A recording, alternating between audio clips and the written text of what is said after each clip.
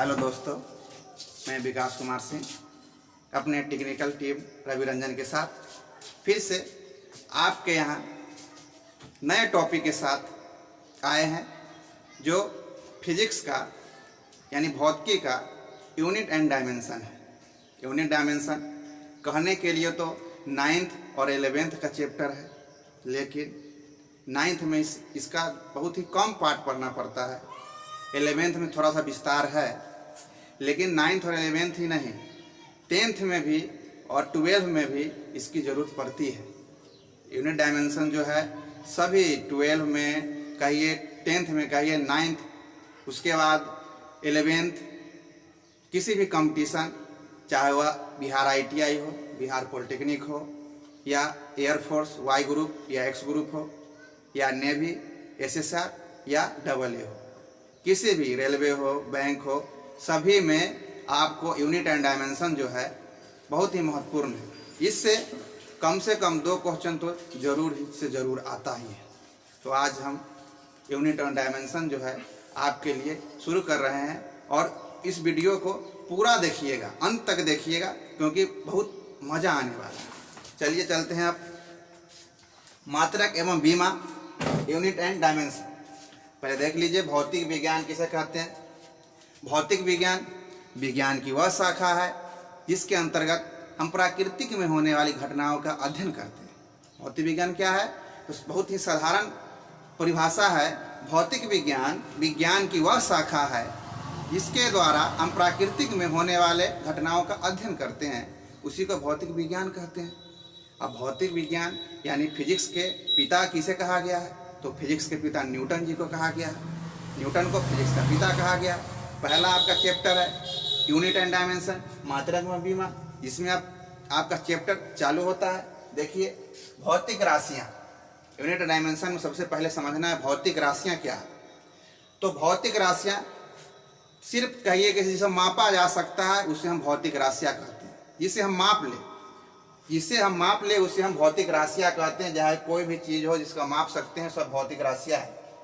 और मापने के बाद इसकी सहायता से जो प्राकृतिक घटनाएं होता है उसकी व्याख्या एवं विवरण करते हैं। जैसे में कहेगा आपका तापमान, समय, लंबाई। अब फिजिक्स में हमें भौतिकी में वही पढ़ना है जिसको हम माप सकते हैं। जैसे हम तापमान मापते हैं, मैंने अपना बुखार मापते हैं तो उसको माप सकते हैं थर्मामीटर से। लंबाई माप सकते हैं, द्रव्यमान माप सकते हैं, समय माप सकते हैं, लेकिन प्यार माप सकते हैं? नहीं माप सकते हैं, तो फिजिक्स में नहीं पढ़ना है। घिरना माप सकते हैं? नहीं माप सकते हैं, इसको फिजिक्स में नहीं पढ़ना है। जो चीज़ फिजिक्स में पढ़ना है, जिसको माप सकते हैं वही फिजिक्स में पढ़ना है। जिसे नहीं माप सकते हैं वह फिजिक्स में उसको पढ़ना उड़ना नहीं है। तो भौतिक राशियाँ क्या है? तो जिसे हम माप सकते हैं उसे हम भौतिक राशियाँ कहते हैं, और इसकी सहायता से प्राकृतिक में जो घटनाएं होती है उसको देखना है। जैसे आपको कहे हैं तापमान मापने का यंत्र है थर्मामीटर। थर्मामीटर से डायरेक्ट हम माप लेते हैं अपना टेम्परेचर से कितना बुखार है। समय है तो हम माप लेते हैं इसका कितना बजा, 12 बजा, 1 बजा, 2 बजा है। लंबाई है, लंबाई भी माप लेते हैं। दाब है, उसको भी माप लेते हैं बैरोमीटर के द्वारा। तो जिसको मापते हैं सभी भौतिक राशियाँ हैं। अब देखिएगा, थोड़ा गौर कीजिएगा। भौतिक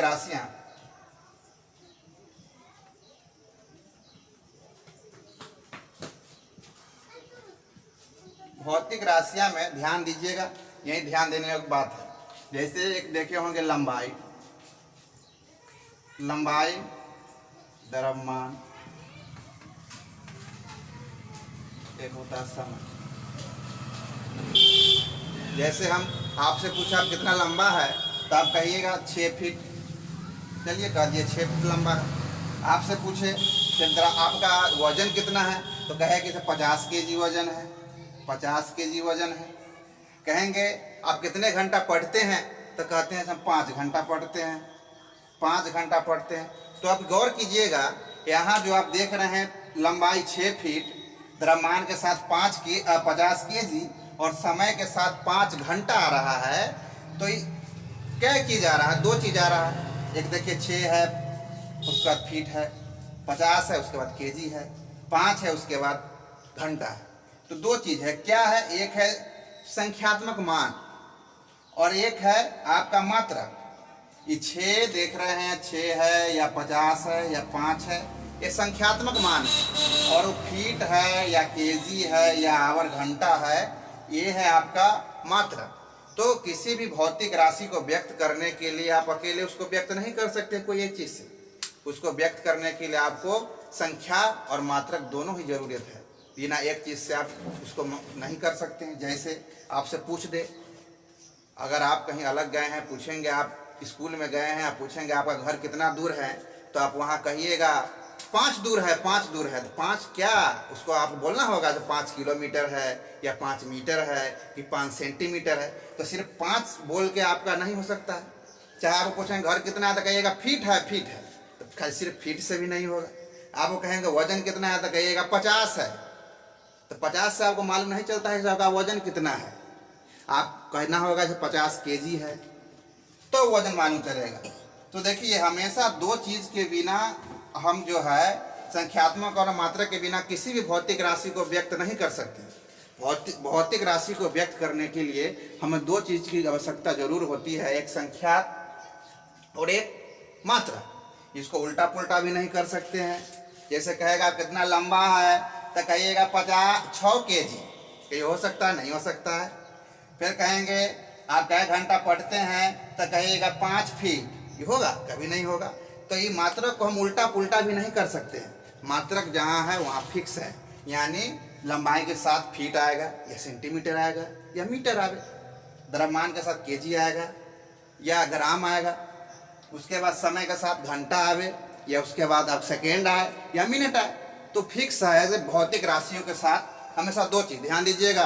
बार बार पूछता है से भौतिक राशि किसे कहते हैं, तो कहिएगा भौतिक राशि वैसी राशि को कहते हैं जिसको हम माप सकते हैं, और माप कर हम उसको प्राकृतिक में होने वाला घटनाओं का व्याख्या कर सकते हैं, विवरण कर सकते हैं, उसे हम भौतिक राशि कहते हैं। अब कहेगा भौतिक राशि को व्यक्त करने के लिए क्या क्या जरूरत है, तो भौतिक राशि को व्यक्त करने के लिए हमें दो चीज की आवश्यकता पड़ती है। एक चीज है संख्या और एक है मात्रक, यानी यूनिट। यही मात्रक यूनिट। तो अब हम लगा रहा कि आप समझ रहे होंगे, एक बार देख लेते हैं। हम कहें कि भौतिक राशियां तो वैसी राशियां जिसे मापा जा सकता है और जिनकी सहायता से प्राकृतिक घटनाओं का व्याख्या एवं विवरण किया जा सकता है, उसे ही हम भौतिक राशि कहते हैं। तापमान, समय, लंबाई हो सकता है। मात्रक यूनिट क्या है, तो किसी भी भौतिक राशि को व्यक्त करने के लिए एक मानक की जरूरत होती है, उसे मात्रक कहते हैं। और इसमें दो चीज की आवश्यकता होती है जो ऑलरेडी आपको बता चुके हैं, एक संख्या और एक मात्रक। तो संख्या और मात्रक नहीं होगा तो आप भौतिक राशि को व्यक्त नहीं कर सकते हैं। और आगे अब चलते हैं कहानी के तौर पर। जैसे इतिहास का कहानी है उस प्रकार आपका यूनिट डायमेंशन का कहानी आपको बताते हैं, और आपको बहुत अच्छा लगेगा। आप वीडियो के अंत तक देखिएगा, क्योंकि आपको बहुत मजा आने वाला है अंत में। तो यूनिट डायमेंशन धुआं हो जाएगा, चिंता नहीं कीजिएगा। और कहानी सुनने से पहले लाइक, कमेंट एवं सब्सक्राइब तो बनता है मेरे दोस्त, इसलिए लाइक, सब्सक्राइब, कमेंट एवं ज़्यादा से ज़्यादा शेयर कीजिए, क्योंकि आपके सहायता से दूसरा किसी को भलाई हो जाए, आपका दोस्त हो, उसको ज़्यादा से ज़्यादा शेयर करें। अब चलिए तो चलते हैं कहानी के तौर पे। कहानी के तौर पर आप समझिए मात्रकों की पद्धति, सिस्टम ऑफ यूनिट्स। मात्रक की पद्धति कितने हैं, तो मात्रक की पद्धति 3 है, मुख्य रूप से 3 है। ऐसा ही तो उसी से लिया गया है। एक है एफपीएस सिस्टम, एक है सीजीएस सिस्टम और एक है एमकेएस सिस्टम। फिर से पद्धति मुख्य रूप से 3 है, एक एफपीएस, दूसरा सीजीएस और तीसरा एमकेएस। एसआई है तो एसआई एमकेएस से ही लिया गया, आपको आगे बताएंगे। तो ध्यान दीजिए, कहानी के रूप में आप समझिए। और इससे बहुत से सवाल उठता है इस टॉपिक से। यहाँ से 5 से 6 क्वेश्चन आपको उठेंगे एग्जाम में, आपको बताएंगे क्वेश्चन कैसे उठता है। तो पहले कहानी के तौर पर समझ लीजिए, बहुत ही लाजवाब है। आप जानते होंगे 1600 ईस्वी में हमारा भारत जो है अंग्रेजों के हाथों गुलाम हो गया था। 1600 ईस्वी में ईस्ट इंडिया कंपनी यहाँ आया भारत में, और धीरे धीरे भारत गुलाम होते चला गया। तो 1600 ईस्वी में जब अंग्रेज आया, भारत को सोना का चिड़िया कहा गया है। पहले से कहा गया था भारत सोने का चिड़िया है। तो इसी के लोभ में सभी यहाँ आए बिजनेस के पर्पज से, और यहाँ पर अपना अधिकार जमाने का कोशिश करने लगे। अंग्रेज उसी प्रकार आया। तो यहाँ पर भारतीय नागरिक से वह कोई भी चीज़ को, सामान को कैसे ले, कैसे उसे ठग सकता है। इसके लिए यहाँ पहले आके देखा कि यहाँ का पद्धति क्या है, यहाँ का जो नागरिक है वह लंबाई को कैसे मापता है, द्रव्यमान को कैसे मापता है और समय को कैसे मापता है। कोई भी चीज़ उसे लेना है तो लंबाई तो ज़रूरी है, द्रव्यमान और समय भी ज़रूरी है। तो यहाँ का पद्धति देख के वो अचंभ रहा। जैसे में जब अंग्रेज यहाँ आया तो यहाँ के पद्धति नापने के लिए पहले लंबाई को उठाया, पहले वह लंबाई को उठाया और देखा कि भारत के नागरिक लंबाई को कैसे मापते हैं। तो लंबाई उठाने के लिए मान लीजिए एक पेन है, पेन का एक कैप लिया और कहा बताइए कितना लंबा है। भारतीय नागरिक उतने ही चालाक आदमी कैप लिया और भारतीय नागरिक से पूछा कि बताइए कितना लंबा है। भारतीय नागरिक डायरेक्ट एक अंगुरी भिराया, कहे आधा अंगुरी लंबा है। देखिएगा, कहा लंबाई मापने के लिए पूछा तो कहा पहले आधा जो है उंगली लंबा है। अंग्रेज कहा चलिए बहुत अच्छा, आधा उंगली लंबा है। तब कहा कि इसे अच्छा, फिर पेन दे दिया, कहा कि इसे पेन अब तो मारेगा, टॉप 2 बार मारेगा। लेकिन भारतीय नागरिक उतना ही जो है बहुत ही चला, वो डायरेक्ट भिरा दिए बित्ता, कहे कि सही आधा बित्ता लंबा है। अब देखिए अंगुरी के बाद फिर कहे कि आधा बित्ता लंबा है। अंग्रेज कहा वाह वाह, कहा कि इसको परेशान करते, कहा कि बताइए तो बोर्ड कितना लंबा है। वो कहा कि अब तब मारेगा बित्ता से, 1 2 3 करेगा। परेशान किए, लेकिन भारतीय नागरिक उतना ही चला, कहा कि 1 2 भिरा के कहा कि 2 हाथ लंबा है। अब देखिए कितना चलाक भारतीय नागरिक, ध्यान से सुनिएगा, आगे जाके बड़ा मजा आएगा। तो कहा 2 हाथ लंबा है। अब देखिए उंगली भी चल रहा है, बित्ता भी चल रहा है, हाथ भी चल रहा है। कहा कि सब चलिए इसको और परेशान किया जाए भारतीय नागरिक को। अब कहा बताइए तो रूम कितना लंबा है। कहा कि सब तो नीचे सूत के मारेगा, हाथ से नापेगा। भारतीय नागरिक उतना ही चला, मारा डेग से, और डेग से माप के कह दिया कि 4 डेग लंबा है। कहा वाह वाह, इसका तो पूरा भारत के आदमी का जो यूनिट है लंबाई मापने का पूरा शरीर में लेके चल रहा है। कहा कि 4 डेग लंबा है, 4 डेग लंबा है। कहा तो कहा कि भाड़ा यूनिट इसका खतरनाक है भाई, 4 डेग लंबा कह रहा है। अभी भी आप देखते होंगे जो आपका गांव देहात में ही चल रहा है, जैसे आप क्रिकेट खेलने जाते होंगे, 5 आदमी जाते हैं, वहाँ इंची फिट लेके जाते हैं, नहीं जाते हैं। वहाँ जाते हैं, कोई जाता है डेग से माप के 22 डेग माप के कहता है खम्भा गाड़ दीजिए, यानी 22 डेग पर वहाँ विकेट गाड़ दिया जाता है। अभी भी डेग चल रहा है, तो पुराना सिस्टम अभी भी चल रहा है। लेकिन हम लोग का सिस्टम यही चलता है। लेकिन क्या हुआ भारत में, अभी तक भी बित्ता चलता, हाथ चलता, बाँह चलता, चल भी रहा है, डेग चलता। लेकिन इसको हम लोग डिफाइंड नहीं कर पाए, भारत के लोग इसको डिफाइन नहीं कर पाए, क्योंकि किसी का बिट्टा लंबा है, किसी का डेग लंबा है, किसी का डेग छोटा है, इसमें तो मार धार हो जाएगा। इसीलिए इसको डिफाइन नहीं करने के कारण ही नया पद्धति सब आया। अब ध्यान दीजिएगा, अंग्रेज उसके बाद और कहा कि बताइए हमको 4 डेग जमीन आप ले लीजिए। तो भारतीय नागरिक मान लीजिए जमीन है, कहा 4 डेग जमीन ले लीजिए। तो लंबा डेग मार के यहाँ तक ले लिया। अब कहा कि चलिए तो हमको 4 डेग जमीन दे दीजिए। तो छोटा डेग मार के यहीं तक दे दिया। तो बड़ा अफसोस में आया भाई अंग्रेज, कहा कि इसको हम ठगने आए हैं, ये तो हमरे लगता है ठग लेगा, ये तो बहुत इसका सिस्टम खराब है, कितना देगा, नाप के क्या करेगा, क्या स्थिति खराब हो जाएगा। तो लंबाई की स्थिति देख कर अंग्रेज जो हैगा बहुत ही अचंभा हो गया। लंबाई की स्थिति देख कर कहा कि लंबाई इसका भारत में लंबाई ठीक नहीं है, सभी का अलग अलग लंबाई। इसमें अब कहा कि सब चलिए द्रव्यमान इसका मापते हैं। तो भारतीय नागरिक द्रव्यमान को कैसे मापता है, कौन कहा, अंग्रेज कहा। अंग्रेज कहा कि भारतीय नागरिक लंबाई को द्रव्यमान को कैसे मापता है, इसके बारे में थोड़ा जानकारी ले लें। तो द्रव्यमान मापने के लिए देखिएगा, द्रव्यमान देख लीजिए। द्रव्यमान कहा कि बताइए भाई आप कितना, आपका वजन कितना है। तो भारत के नागरिक क्या कहा, 50 शेर है, 50 शेर हमारा वजन है भारतीय नागरिक का। अंग्रेज तो बुरा अचंभा हो गया, वो तो बेचारा बहुत ही मेहनत से पढ़ा था लॉइंस मतलब शेर, लाइन मतलब शेर होता है ना, तो अंग्रेज पढ़ा लाइन मतलब शेर। यहाँ आदमी कह रहा है कि शेर, हिंदी में कहा शेर। तो भारतीय ना उधर से लेके आया फूटल ईंटा, तो कुछ पत्थर लेके आया, तो कहा ना इसका पुच्छी है, न मूरी है, न कुछ इसके पास है, या कह रहा है शेर। कौन वेराइटी के शेर है? पसेरी, मौन। भारत का जो है द्रव्यमान का भी यही था।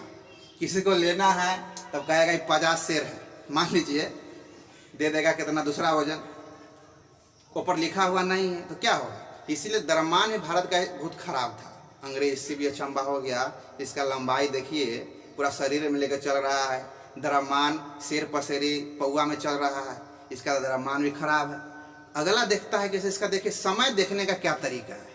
अब देखते हैं इसका समय का क्या तरीका है, समय कैसे मापता है। तो समय का तरीका आप भी देखिएगा, गौर कीजिएगा। अभी भी चल रहा है, अभी भी चल रहा है। समय के लिए पहर चलता है, पहर में समय यहाँ मापा जाता था।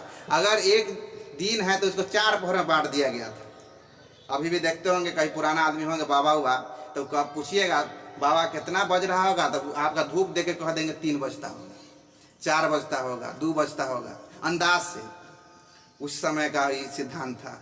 यहाँ पर जो आदमी है 4 पहर में पूरा दिन को बांट लिया था, 4 पहर में पूरा दिन को बांट लिया था। अंग्रेज पूछा बताइए अभी कितना बजता होगा, तो कहा 2 पहर होता होगा, 2 पहर होता होगा। तो बहुत रौदा है तो कह रहा था 2 पहर होता होगा। शाम हो गया तो कहा 3 पहर होता होगा। तो इसी अंदाज से उसका समय मापने का भी सिस्टम बहुत खराब था। लंबाई का तो सिस्टम खराब था, बित्ता चलता था, हाथ चलता था, उसके बाद डेग चलता था, पूरा शरीर चलता था। द्रव्यमान में शेर पसेरी पौवा चलता था। उसके बाद समय में आपका पहर चलता था। पूरा सिस्टम खराब था।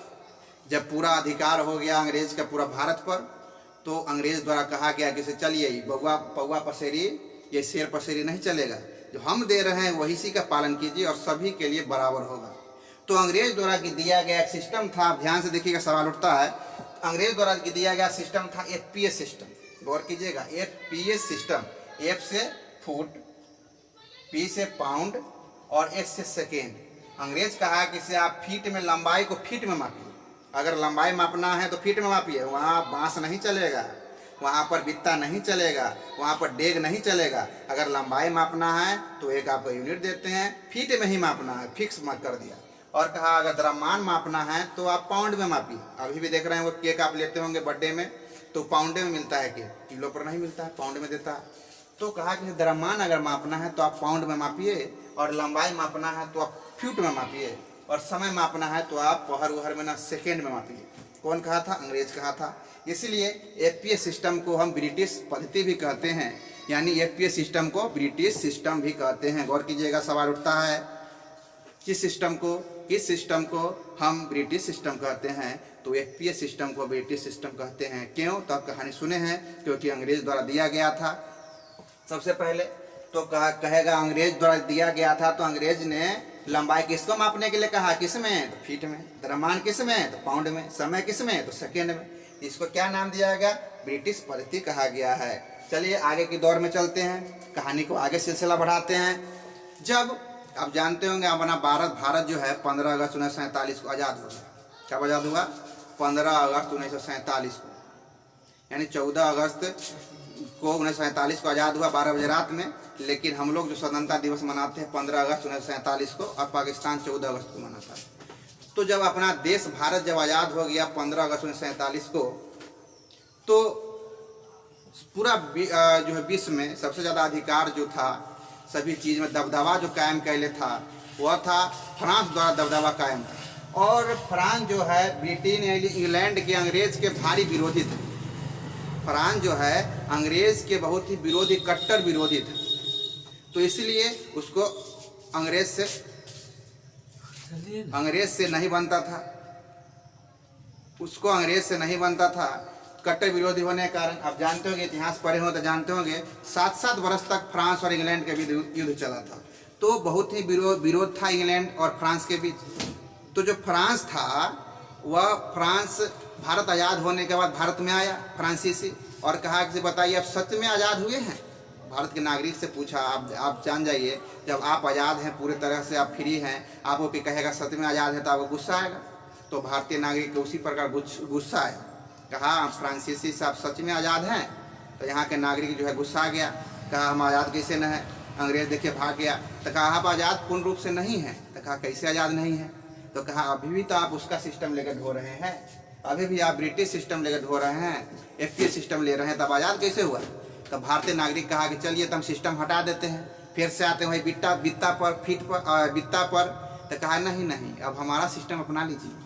तो फ्रांस द्वारा दिया गया सिस्टम जो था वह सिस्टम था सीजीएस पद्धति दिया गया था फ्रांस द्वारा। याद रखिएगा, सवाल यहाँ से भी आता है, सीजीएस पद्धति किसके द्वारा दिया गया? फ्रांस द्वारा। इसीलिए इसे फ्रेंच पद्धति भी कहते हैं, फ्रांस को फ्रेंच भी कहते हैं। तो फ्रांस द्वारा दिया गया था सीजीएस पद्धति, इसे हम फ्रांसीसी पद्धति या फ्रेंच पद्धति या मीट्रिक पद्धति भी कहते हैं। तो इसके द्वारा कहा क्या गया से आप अगर लंबाई को मापना है तो सेंटीमीटर में मापिए, लंबाई को सेंटीमीटर में मापिए, और द्रव्यमान को जो है आप ग्राम में मापिए, और समय को सेकेंड में मापिए। कौन कहा था? तो फ्रांसीसी कहा था। क्या कहा था? तो लंबाई को आप सेंटीमीटर में मापना है, द्रव्यमान को ग्राम में मापना है, और समय को सेकेंड में मापना है। कहा कि इसी यूनिट से मापा जाए, सभी जगह मापा जाए। इसलिए इसे क्या कहते हैं? फ्रांसीसी पद्धति या फ्रेंच पद्धति या मीट्रिक पद्धति भी कह सकते हैं। अब कहेगा भारत में यह कब लागू हुआ? तो आज़ादी से बाद लागू हुआ। कब? 1956 में। तो आपसे पूछ दे सीजीएस पद्धति भारत में कब लागू हुआ? तो 1956 में भारत में सीजीएस पद्धति लागू हुआ था। चलते हैं अगले दौर की ओर। जब सीजीएस पद्धति लागू हो गया भारत में, अधिकतर देश में लागू हो गया था, भारत में 1956 में लागू हुआ, तो इसमें बहुत से गड़बड़ी आने लगा। इसमें बहुत से गड़बड़ी आने लगा। क्या गड़बड़ी आने लगा? लंबाई मापने के लिए सेंटीमीटर बहुत ही छोटा सा यूनिट है, द्रव्यमान मापना है तो ग्राम बहुत छोटा सा यूनिट था, समय ठीक ठाक था। तो इसके लिए फ्रांस के ही एक आदमी थे जिसका नाम था गियोर्गी। फ्रांस के ही एक जो वैज्ञानिक थे उनका नाम था गियोर्गी। तो गियोर्गी को ये जिम्मेवारी दिया गया कि इसे आप इससे बीच वाला, न ज़्यादा छोटा मात्रक न ज़्यादा बड़ा, बीच वाला को यूनिट लिया जाए और एक जो है पद्धति बनाया जाए। तो गियोर्गी को मिला था एक पद्धति बनाना। तो गियोर्गी कहाँ के थे? फ्रांस के भी थे। तो ये पद्धति बनाए, इसका नाम था MKS पद्धति। MKS पद्धति ये कहे क्या? आपको लंबाई मापना है तो मीटर में मापिए, द्रव्यमान मापना है तो किलो में मापिए, और समय मापना है तो सेकेंड में मापिए। कौन कहे थे? गियोर्गी। कहाँ के थे? फ्रांस के थे। इसलिए MKS पद्धति को हम लोग गियोर्गी पद्धति भी कहते हैं, क्योंकि गियोर्गी द्वारा यह दिया गया था। इसलिए MKS पद्धति को क्या कहते हैं? गियोर्गी पद्धति कहते हैं।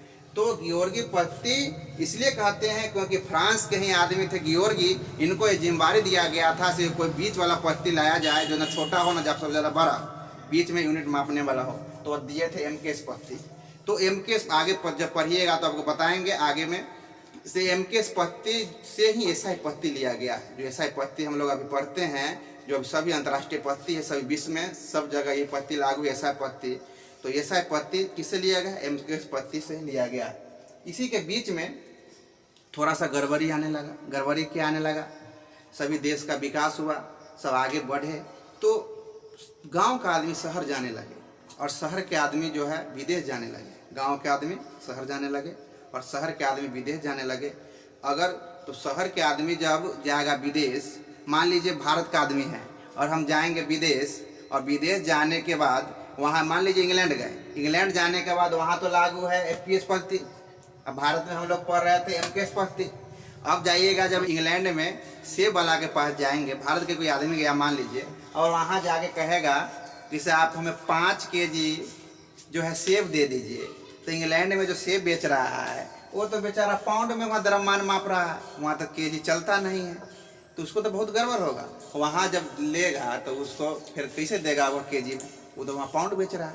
अब जब वहाँ वाला, जब इंग्लैंड वाला भारत आए और किसी चल जाए बाजार में और कहेगा हमें 6 पाउंड प्याज दे दीजिए, तो भारत के आदमी कहेगा किसी बीच में लगता है कुछ अंग्रेजी बोल रहा है, पाउंड कर रहा है।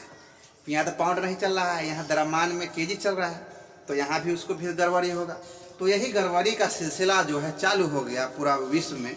इसलिए सभा लगा फ्रांस में ही सभा लगा और कहा गया कि इस गड़बड़ी को दूर किया जाए, सभी देश के माप तौल विभाग के अधिकारी वहाँ गए और कहा गया इस गड़बड़ी को कैसे दूर किया जाए। तो उसी समय 1960 ईस्वी में, ध्यान दीजिएगा, कब पहला सिलसिला है 1960 का, 1960 ईस्वी में यही गड़बड़ी शुरू हुआ था। इसको दूर करने के लिए उसी समय मूल मात्रक यानी आधारी राशि, उसी को ना कह सकते हैं मूल राशि, अंग्रेजी में आधारी राशि यानी बेसिक यूनिट और मूल राशि यानी फंडामेंटल यूनिट्स, इसको लागू करने के लिए कहा गया। और 2 को संपूरक राशि किया गया था यानी सप्लीमेंट्री यूनिट्स।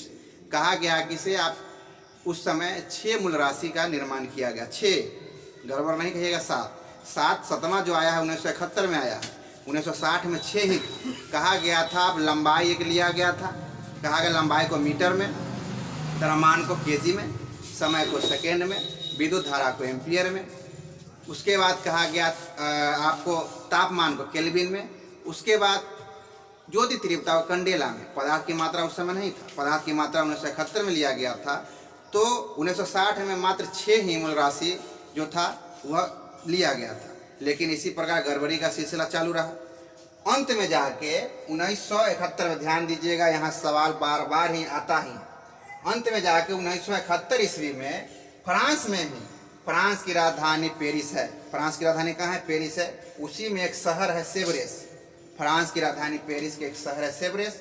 वहाँ पर माप तौल विभाग का एक अधिवेशन बुलाया गया। वहाँ पर सभी देश से जो है माप तौल विभाग के अधिकारी गए और वहाँ पर एक सिस्टम लाया गया जिसे कहा गया है एसआई पद्धति कहा गया। एसआई पद्धति में कहा गया कि इसे पूरा विश्व में एक ही पद्धति रहेगा, जिसे एसआई पद्धति कहा दिया गया नाम। और कब दिया गया, 1971 में। याद रखिएगा, डेट पूछता है कब, 1971 में।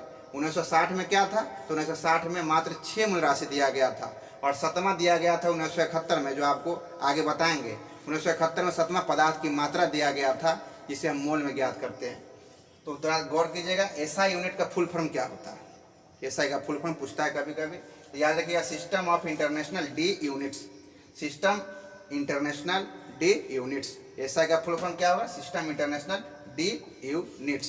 यानी तो कहेगा कब यह लागू किया गया था एसआई, 1971 में। और एसआई किससे लिया गया था, तो एसआई एमकेएस से ही लिया गया है। एसआई अलग से नहीं आया है, एसआई जो है एमकेएस से ही लिया गया है। और गौर कीजिएगा, यहाँ पर बार बार एक सवाल पूछता है फंसाने के लिए, कहेगा बल का एमकेएस मात्रक क्या होगा। ऑप्शन दे देगा, 4 दे देता है। आदमी गड़बड़ा जाता है कि बल का एमकेएस क्या होगा, बल का ऐसा ही पढ़े न्यूटन, लेकिन वो ऑप्शन भी रहता है न्यूटन। तो आपको क्या मारना, न्यूटन मारना है, क्योंकि आप जानते हैं कि एमकेएस से ही एसआई लिया गया है। तो जो एसआई का होगा वह एमकेएस का भी होगा। तो वहाँ अगर दे दे सवाल आता है कि बल का एमकेएस मात्रक क्या है, तो न्यूटन ही होगा। एसआई क्या है, तो कभी न्यूटन होगा। जो आपका कहेगा कार्य का क्या होगा, जूल, एसआई। अब कहेगा एमकेएस क्या होगा, तब भी जूल, क्योंकि जो एसआई होगा वही एमकेएस होगा, क्योंकि एमकेएस से ही एसआई लिया गया है। अब गौर कीजिएगा, यहाँ पर जो सवाल उठता है, इससे मेन सवाल इस टॉपिक से कैसे उठता है, अब ध्यान दीजिए। सवाल के दौर में देखिएगा तो सवाल आपका उठता है कैसे, गौर कीजिएगा। पहला सवाल यहाँ से उठेगा आपको, इसी में से पहला कहेगा, बताइए इनमें से कौन सा पद्धति है, इनमें से कौन सा पद्धति है जिसमें द्रव्यमान को हम लोग पाउंड में मापते हैं। इनमें से कौन सा पद्धति है जिसमें द्रव्यमान को हम लोग पाउंड में मापते हैं। ऑप्शन दे देगा आपको एफपीएस, दूसरा ऑप्शन दे देगा आपको सीजीएस, तीसरा ऑप्शन दे देगा आपको एमकेएस और चौथा दे देगा इनमें से सभी। तो क्या मारिएगा, आप पहले पढ़ चुके हैं, बता दिए हैं। द्रव्यमान को पाउंड में एफपीएस में मापा जाता है। द्रव्यमान को पाउंड में किस में मापा जाता है, एफपीएस में मापा जाता है, इसलिए आंसर होगा एफपीएस। दूसरा सवाल आपको यहाँ से कैसे उठेगा, कहेगा बताइए इनमें से कौन सा पद्धति है जिसमें समय को सेकेंड में मापा जाता है। कहेगा इनमें से कौन सा पद्धति है जिसमें समय को सेकेंड में मापा जाता है। फिर वही ऑप्शन चारों, पहला रहेगा एफपीएस, दूसरा रहेगा सीजीएस, तीसरा रहेगा एमकेएस और चौथा रहेगा इनमें से सभी। तो क्या मारिएगा, गौर कीजिए, क्या मारिएगा, सभी मारिएगा, क्योंकि आप जान रहे हैं सेकेंड सभी में है। एफपीएस में भी समय को सेकेंड में मापते हैं, सीजीएस में भी समय को सेकेंड में मापते हैं, एमकेएस में भी समय को सेकेंड में ही मापते हैं। तो क्या होगा, सभी हो जाएगा। तीसरा सवाल कैसे उठता है, आपको पूछेगा बताइए तीसरा, इसको आप कमेंट बॉक्स में भी लिख सकते हैं जो आपको अच्छा लगे इसके बारे में। चलिए आप देखते हैं अगला क्वेश्चन कैसे होता है। तीसरा नंबर क्वेश्चन, इसमें आप क्वेश्चन बनाइएगा, पूछता है परीक्षा में 10 से भी ज़्यादा क्वेश्चन हो जाएगा, लेकिन जो VVI क्वेश्चन है 5-6 जो बार बार आता ही है एग्जाम में, वो आपको बता रहे हैं। तीसरा क्वेश्चन को गौर कीजिएगा, कहेगा ब्रिटिश पद्धति किस पद्धति को कहते हैं, बार बार आता है। ब्रिटिश पद्धति किस पद्धति को कहते हैं, ऑप्शन दे देगा आपको, फिर वही FPS, CGS, MKS, ऑप्शन नहीं चेंज होगा, इनमें से सभी। तब जानते हैं ब्रिटिश पद्धति जो है किसको कहा जाता है, FPS पद्धति को ब्रिटिश पद्धति कहा जाता है। चिंता नहीं कीजिए, आपका फिर जो हम क्वेश्चन आंसर भी करवाएंगे सभी का टॉपिक बता रहे हैं क्वेश्चन, फिर हम क्वेश्चन आंसर भी जिससे उठता है वह भी करवाएंगे आपको लास्ट में। चलिए अगला क्वेश्चन आपको उठेगा, बताइए CGS पद्धति भारत में कब लागू हुआ। तो अब जब पहले बता चुके हैं CGS पद्धति भारत में कब लागू हुआ, 1956 में लागू हुआ। तो इस सवाल भी आता है CGS पद्धति भारत में कब लागू हुआ, तो 1956 में लागू हुआ कहेगा। उसके बाद बताइए कौन सा पद्धति है जिसमें द्रव्यमान को हम लोग ग्राम में मापते हैं। तो आप जानते होंगे द्रव्यमान को हम लोग ग्राम में CGS पद्धति में मापते हैं।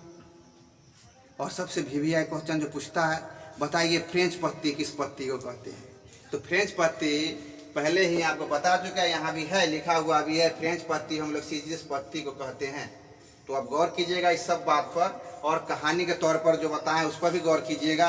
स्क्रीनशॉट लेना है तो आप ले सकते हैं, इसे नोट आउट भी आप कर सकते हैं कॉपी में। उसके बाद समझिएगा, बार बार उसको अगर आपको वीडियो देखना है तो एक बार नहीं समझ में आता, एक बार और रिपीट करके देख सकते हैं, यूट्यूब का तो यही फैसिलिटी है। उसके बाद आप उसको स्पीड करके भी देख सकते हैं, उसके बाद उसको धीमा करके भी देख सकते हैं, जैसे मन वैसे देख सकते हैं, डाउनलोड भी कर सकते हैं। तो आपको अगर अच्छा लगे तो ज़्यादा से ज़्यादा शेयर सब्सक्राइब जरूर करें, क्योंकि आगे का जो है इसका पार्ट वो और मज़ेदार होगा। तो अगले पार्ट में आपको हम बताएंगे 7 मूल राशि कौन कौन है, 2 संपूरक राशि कौन कौन है, और व्युत्पन्न राशि क्या क्या है। और व्युत्पन्न राशि बताने के बाद आपको बताएंगे कैसे यूनिट डायमेंशन तुरंत से निकालिएगा, देखिएगा, और यूनिट डायमेंशन एकदम मुँह पर बता दीजिएगा, इसका यूनिट यही होगा, इसका डायमेंशन यही होगा। तो इसलिए चिंता नहीं करें, आगे के पार्ट में आपको बताएंगे यूनिट एंड डायमेंशन निकालना। अगर वीडियो अच्छा लगे तो ज़्यादा शेयर करें, क्योंकि यह सभी जो है कंपटीशन एग्जाम में, या 9th हो, 10th हो, 11th हो, 12th हो, किसी में, और ऐसा ना कहिएगा 10th में इतना सिलेबस से नहीं, लेकिन 10th में यूनिट पूछता है। कोई ना कहेगा बॉल का क्या है, ऐसा है मात्रक न्यूटन, तो क्या पढ़ना, इसी में पढ़ना है। तो 12 हो या 11th हो, सभी में आता है, 2 से 3 नंबर तो आता ही है। चाहे आप एयरफोर्स की तैयारी करते हैं, ग्रुप वाई ग्रुप पहले ही बता चुके हैं, नेवी का SSR AA तब भी आता है ये टॉपिक से। पॉलिटेक्निक, बिहार पॉलिटेक्निक देते हैं आप लोग, उसमें भी है, बिहार ITI उसमें भी है, चाहे किसी रेलवे में, SSC में, सभी में। तो ज़्यादा से ज़्यादा इसको शेयर कीजिए। और कहानी के तौर पर पूरा फिजिक्स हम पढ़ाते हैं, जैसे हिस्ट्री कहानी है वैसे फिजिक्स कहानी है, कहाँ कहानी है वहाँ कहानी है, और कहाँ समझना है वहाँ ज़्यादा समझना है। आदमी जो है इसको फर्स्ट चैप्टर यूनिट डायमेंशन को कहता है बोरिंग है, बस रटने वाला पार्ट है, लेकिन रटने वाला नहीं है, यही पार्ट समझने वाला पार्ट है।